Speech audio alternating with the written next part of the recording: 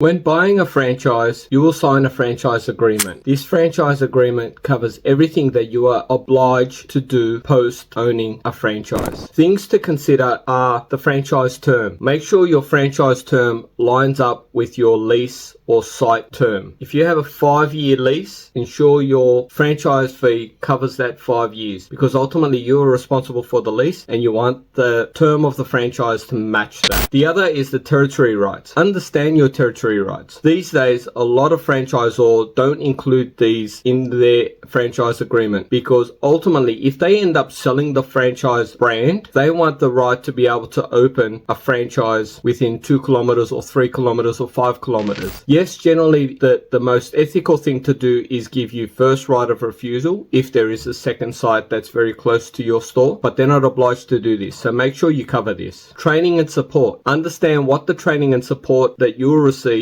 post signing the franchise agreement. Is this a 6-week training? I'll go through training in the later stage. Stay tuned for that. Performance standards. Now, this is where a lot of people get unstuck. Investors will buy into a franchise and they'll get a store manager to run, and then what will happen is an area manager or a site manager will go out there and do an inspection and they'll find things wrong with your franchise. If they are severe, you could get a breach notice. So understand how you're going to be assessed for your performance and what the outcomes are from that. Going on from there is dispute resolution. What happens if you do get a breach, or what happens if you are not performing at par or your store is not performing to the right levels? Understand what that dispute resolution is, if there's a tribunal that's called in, and what your rights are with the franchise agreement before you sign. I do highly recommend that you seek counsel from an accountant and of course your legal advisor. Very, very important before you sign the dotted line. Stay tuned for more advice when buying a franchise.